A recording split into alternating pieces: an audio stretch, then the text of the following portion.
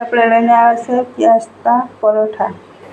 અહીંયા આપણે ડુંગળી આ રીતના કાપી લીધી છે, મરચાં લીધા છે, આદું લીધું છે, આપણે તેલમાં ફ્રાય કરી લેવાનું છે। આપણે જીરું લઈ લઈએ, ધાણા જીરાનો પાવડર નાખી દઈએ, હળદર નાખી દઈએ, લીલા મરચાં નાખી દઈએ, આદુની પેસ્ટ નાખી દઈએ,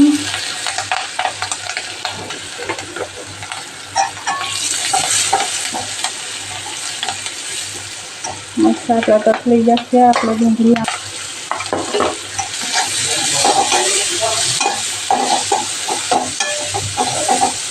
આપણે ફ્રાય થાય એમાં નાખી દઈએ,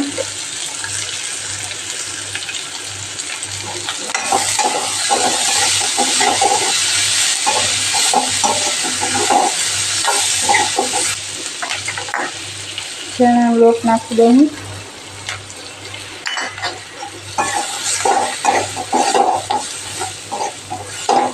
આપણે ફ્રાય થવા દઈએ।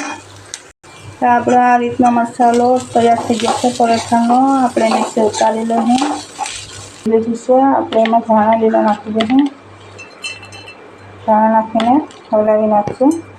આપણો પરોઠાનો મસાલો તૈયાર થઈ ગયો છે। તો અહીંયા આપણે ઘઉંનો લોટ લઈ લીધો છે, આપણે મોણ આપી દઈએ, મોણ આપીને આપણે લોટ બાંધી લેવું નરમ।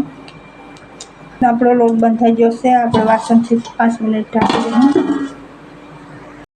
તો આપણે 5 મિનિટ આપણે લવો લઈ લઈશું।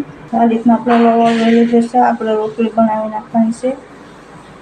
આપણે રોટલી બનાવી નાખી છે, આપણે ઘી લગાડી દઈશું।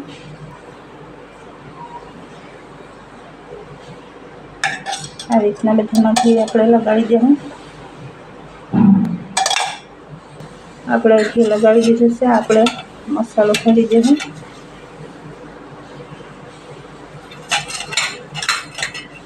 તેલમાં પણ બનાવી શકો છો, ઘીમાં ટેસ્ટ બહુ સારો આવે છે, ઘીમાં થાય।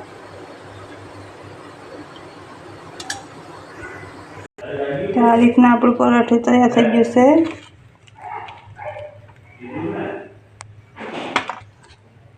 આપણે બીજું પરોઠું બનાવી નાખીએ। આ રીતનું આપણે બીજું પરોઠું બનાવી નાખ્યું છે,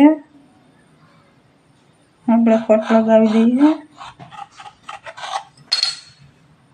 આ રીતના આપણે ફોલ્ડ કરી દેવાનું છે।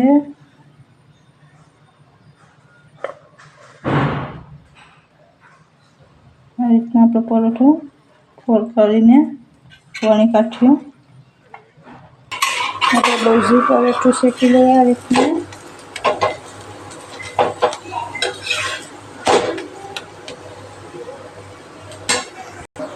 આપણે બીજું પરોઠું શેકી લીધું છે, તેને સર્વ કરી લઈએ।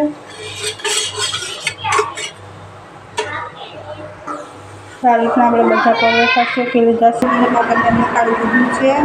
આ રીતના ટ્રાય કરશો, બહુ સરસ લાગે છે, દહીં સાથે ચટણી સાથે।